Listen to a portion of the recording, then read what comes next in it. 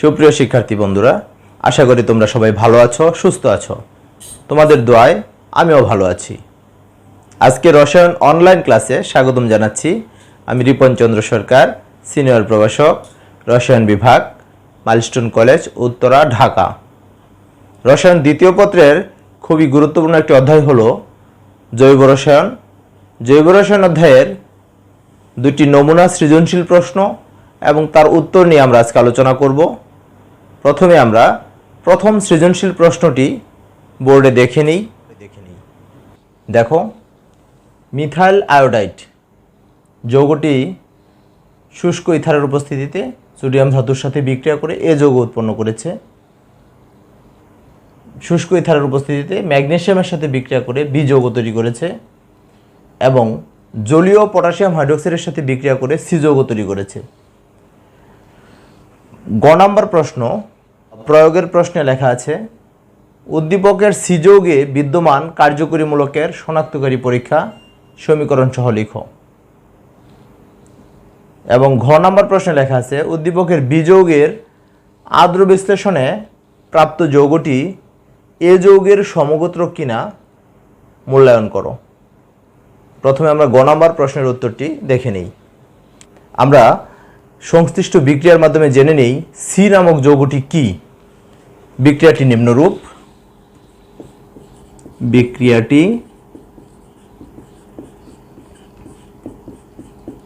নিম্নরূপ।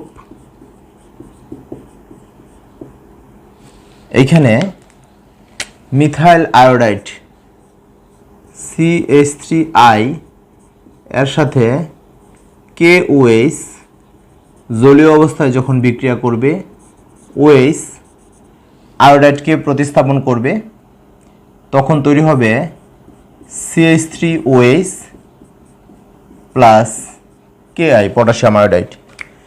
CH3OH যৌগটি হলো methanol, এটি সি যৌগ।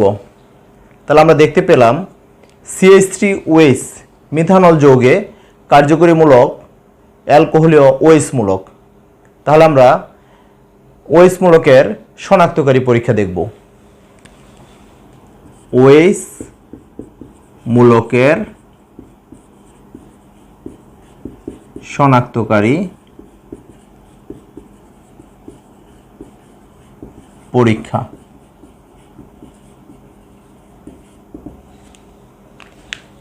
একটি পরীক্ষা হলো সোডিয়াম ধাতু সহ যদি আমরা উত্তপ্ত করি তাহলে এখান থেকে হাইড্রোজেন গ্যাস নির্গত হবে।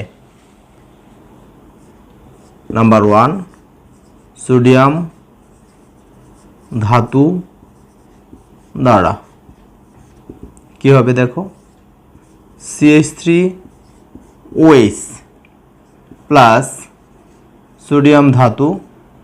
এখানে কি হবে, এই যে হাইড্রোজেনটা সোডিয়াম দ্বারা প্রতিস্থাপিত হবে, CH3ONA sodium methoxide plus hydrogen gas. তো এখানে যে কোনো অ্যালকোহল থাকলে তার সাথে যদি সোডিয়াম যোগ করা হয় তাহলে সোডিয়াম অ্যালকোক্সাইড তৈরি হবে এবং হাইড্রোজেন গ্যাস তৈরি হবে। সমতার জন্য আমরা যদি এর সাথে 2 দিয়ে গুণ করি বাস, তাহলে আমাদের সমতা হয়ে গেল। এখানে হাইড্রোজেন গ্যাস নির্গত হবে। আমরা জানি হাইড্রোজেন গ্যাস নিজে জ্বলে কিন্তু অন্যকে জ্বলতে সাহায্য করে না।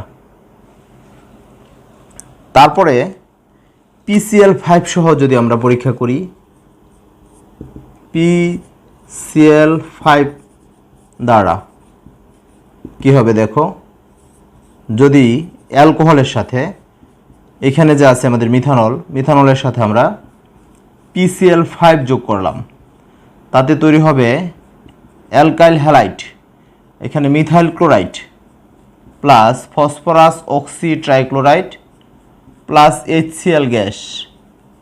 এই যে HCl গ্যাস তৈরি যে হবে এটা আমরা বুঝবো কিভাবে। HCl গ্যাসটিকে যদি আমরা অ্যামোনিয়া সিক্ত কাচদণ্ডের সামনে ধরি তাহলে অ্যামোনিয়াম ক্লোরাইডের সাদা ধোঁয়া হবে।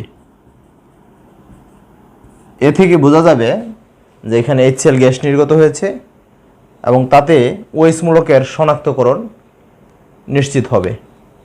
তাহলে আমরা ওএইচ মূলকের দুটি শনাক্তকরণ পড়লাম, একটি হলো সোডিয়াম ধাতু দ্বারা, আরেকটি হলো PCl5 দ্বারা। এরপর ঘ নং প্রশ্নের উত্তর আমরা দেখে নিব। আগে প্রশ্নটি দেখে নিই। বলা হয়েছে উদ্দীপকের বিযোগের আর্দ্র বিশ্লেষণে প্রাপ্ত যৌগটি এর অর্থাৎ এ যৌগের সমগোত্রক কিনা মূল্যায়ন করো। তাহলে আমরা বিক্রিয়ার মাধ্যমে দেখে নেই এ যৌগটি বা কি, আর বিযৌগ এবং তার আর্দ্র বিশ্লেষণে প্রাপ্ত যৌগটি কি হবে। দেখো, সংশ্লিষ্ট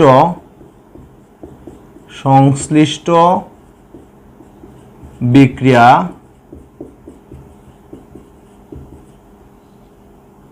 নিম্নরূপ। ওকে, এরপর দেখো মিথাইল আয়োডাইড প্লাস সোডিয়াম, এখানে আরেকটা মিথাইল আয়োডাইড লিখলাম, উল্টা করে লিখলাম শুষ্ক ইথারীয় দ্রবণে। তখন এখানে সোডিয়ামের বামে 2 দিলাম, এই আয়োডাইড আর আয়োডাইড সোডিয়ামের সাথে যাবে আর মিথাইলের সাথে মিথাইল যুক্ত হবে। তাহলে এখানে তৈরি হলো CH3 ইথেন, আর তৈরি হবে সোডিয়াম আয়োডাইড। এবারে দেখো, এটা হলো এ যৌগটি। মিথাইল আয়োডাইডের চেয়ে এখানে কার্বনের সংখ্যা বেড়েছে, তাই উচ্চতর অ্যালকেন। আবার বি যৌগটি কি দেখো, মিথাইল আয়োডাইডের সাথে যদি আমরা ম্যাগনেসিয়াম ধাতু যোগ করি শুষ্ক ইথারীয় দ্রবণে, তখন এখানে মিথাইল ম্যাগনেসিয়াম আয়োডাইড একটি গ্রিগনার্ড বিকারক উৎপন্ন হবে। এই গ্রিগনার্ড বিকারকের সাথে যদি পানির বিক্রিয়া হয় অর্থাৎ আর্দ্র বিশ্লেষণ হয়, তাহলে মিথেন পাওয়া যাবে।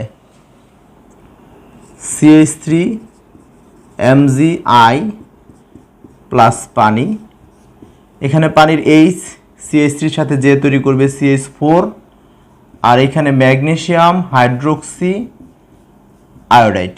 তাহলে এটা বিযৌগ এবং বিযোগের আর্দ্র বিশ্লেষণে প্রাপ্ত যৌগটি হলো, এটা বিযোগের আর্দ্র বিশ্লেষণে প্রাপ্ত যৌগটি হলো মিথেন। তাহলে আমরা দেখতে পেলাম এ যৌগটি হলো ইথেন এবং বি যৌগটি গ্রিগনার্ড বিকারক, এর আর্দ্র বিশ্লেষণে প্রাপ্ত যৌগটি মিথেন। তাহলে ইথেন ও মিথেন সমগোত্রক কিনা সেটা আমরা দেখব। CH4 ও CH3 সমগোত্রক কি না। দেখো, নাম্বার 1, ইথেন এবং মিথেন একই প্রকার মৌল দ্বারা তৈরি, কার্বন এবং হাইড্রোজেন। নাম্বার 2,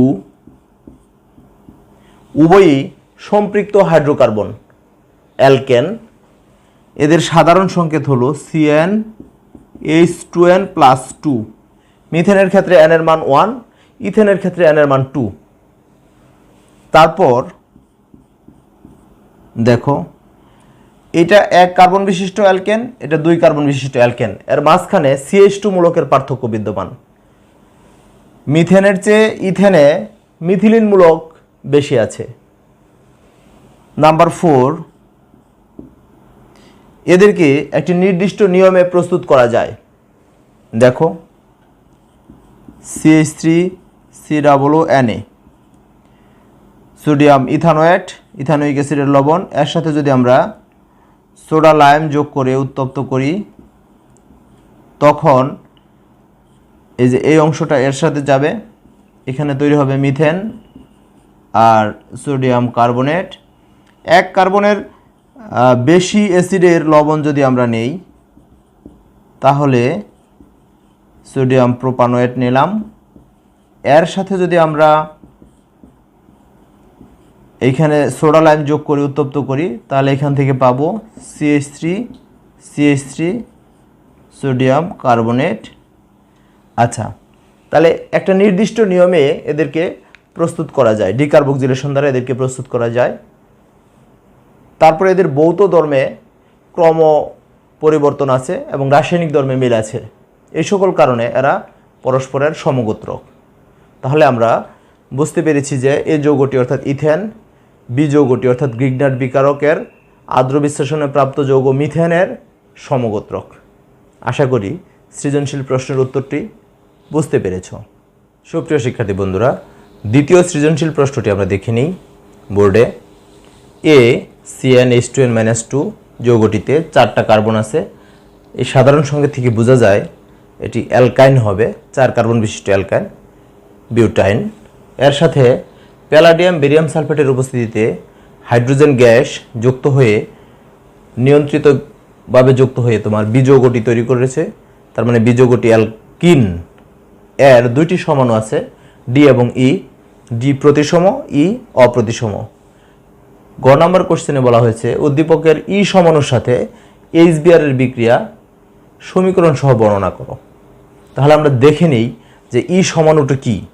প্রথমে ই সমাণুটি কি সেটি আমরা নির্ণয় করব, তারপর এর সাথে HBr এর বিক্রিয়া কীরকম হতে পারে সেটা আমরা দেখব।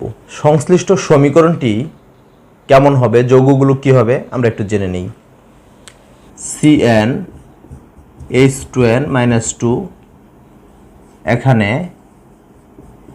n সমান 4, তাই যৌগটি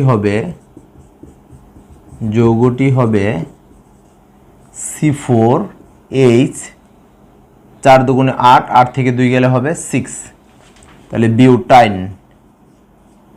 যৌগটি হবে বিউটাইন। বিউটাইনের সাথে C4H6 এর সাথে আমরা হাইড্রোজেন যোগ করব। প্যালাডিয়াম বেরিয়াম সালফেটের উপস্থিতিতে নিয়ন্ত্রিতভাবে হাইড্রোজেন যুক্ত হয়ে তৈরি হবে C4H8 alkyne. That means butene.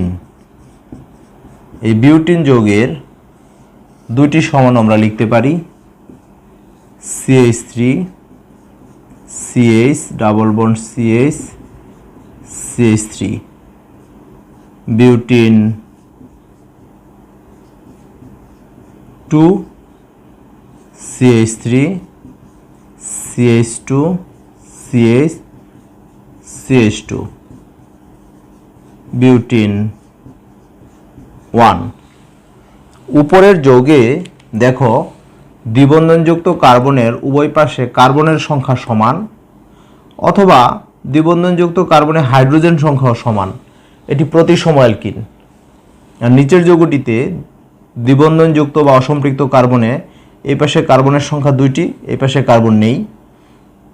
অথবা তুমি যদি এরকম চিন্তা করো হাইড্রোজেন 1টি, হাইড্রোজেন 2টি, তাহলে উভয় দিক থেকে চিন্তা করলে এটি অপ্রতিসম অ্যালকিন। আচ্ছা, তাহলে অপ্রতিসম অ্যালকিন ই। উপরের যৌগটি হলো আসলে ডি সমাণু আর নিচের যৌগটি হলো ই সমাণু।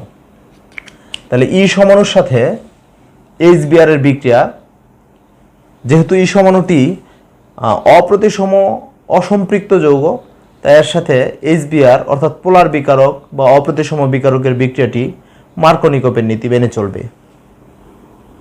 CH3 CH2 CH double bond CH2, এর সাথে যখন অপ্রতিসম বিকারক বা পোলার বিকারক HBr এর বিক্রিয়া হবে তখন এর 2টা অংশ আছে, ধনাত্মক H প্লাস, ঋণাত্মক Br মাইনাস। H প্লাসটা যদি এই পাশে যুক্ত হয়, Br মাইনাসটা যুক্ত হবে এই পাশে, অথবা H প্লাসটা যদি তোমার এই পাশে যুক্ত হয়, Brটা যুক্ত হবে, Br মাইনাসটা যুক্ত হবে এই পাশে।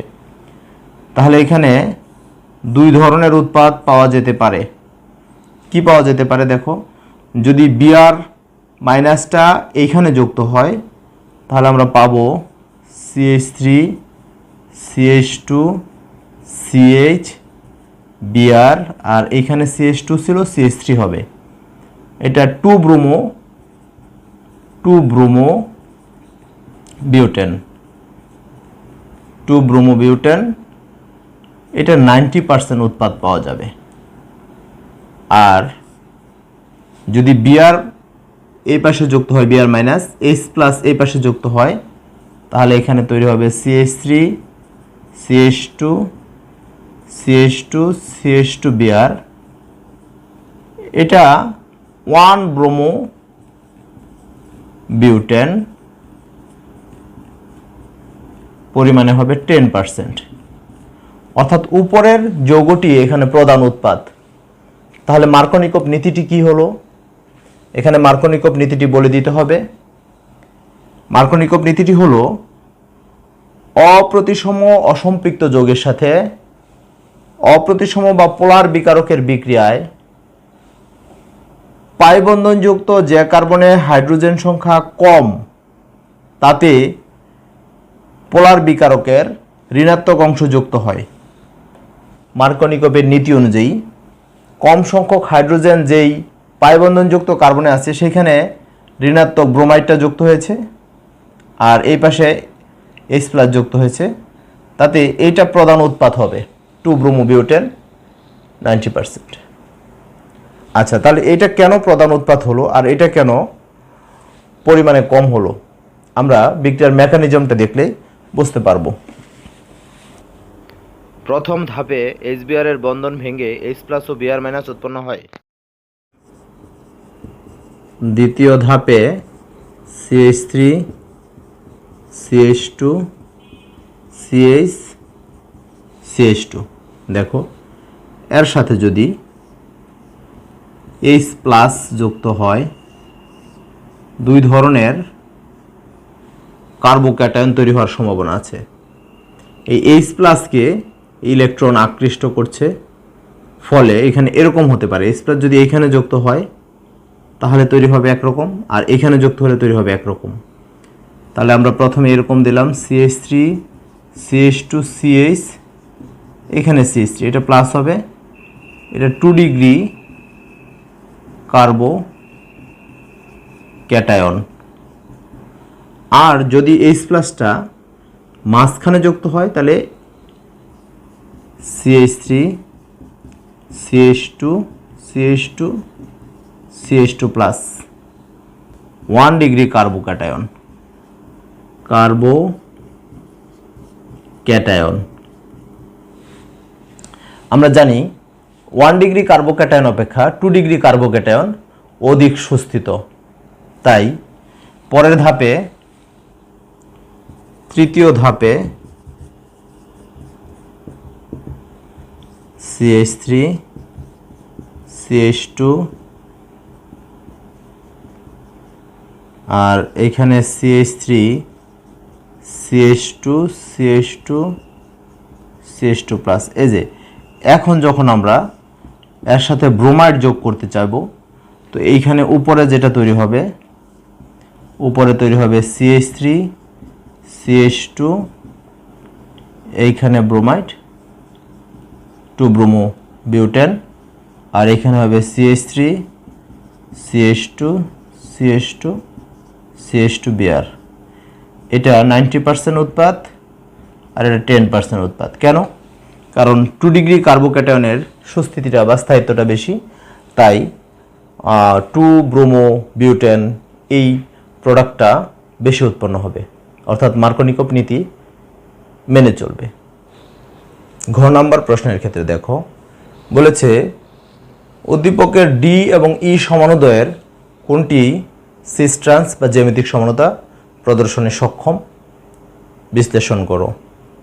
তাহলে ডি এবং ই সমানুদয় আমরা একটু দেখে নিই, যদিও গ নাম্বার প্রশ্নে আমরা একবার দেখেছি। তাহলে দেখো এখানে C4H 4 দুগুণে 8 থেকে 2 গেলে 6 হবে, এটি হবে এ যৌগ, এটি বিউটাইন, বিউটাইন হবে। এর সাথে যদি আমরা হাইড্রোজেন গ্যাস যোগ করি প্যালাডিয়াম বেরিয়াম সালফেটের উপস্থিতিতে, তাহলে এখানে নিয়ন্ত্রিতভাবে যুক্ত হয়ে C4H8 হয় অ্যালকিন বিউটিন বি যৌগটি।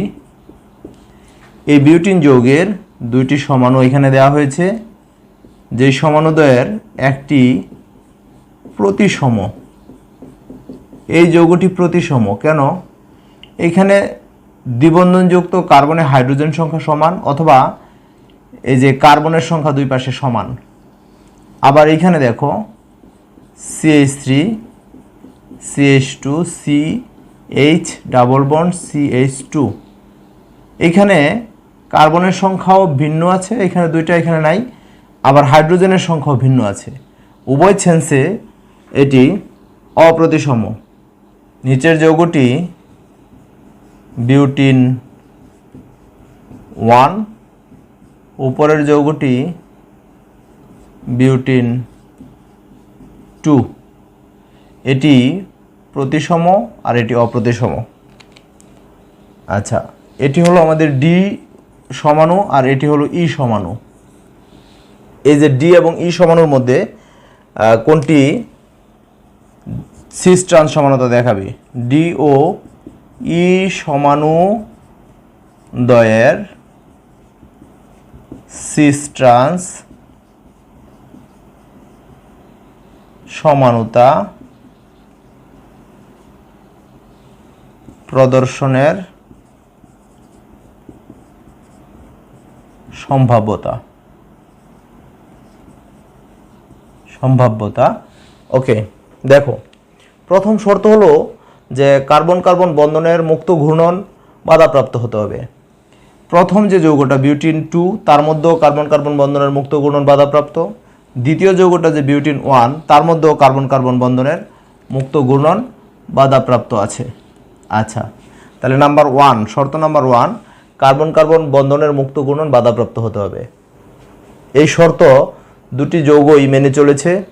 দ্বিতীয় শর্ত দেখো, এখানে গঠনটা হতে হবে অ্যালকিনের ক্ষেত্রে এরকম, এই যে কার্বন কার্বন ডাবল বন্ড, এই পাশে দুইটা পরমাণু বা মূলক যে যুক্ত থাকবে এগুলো ভিন্ন হতে হবে।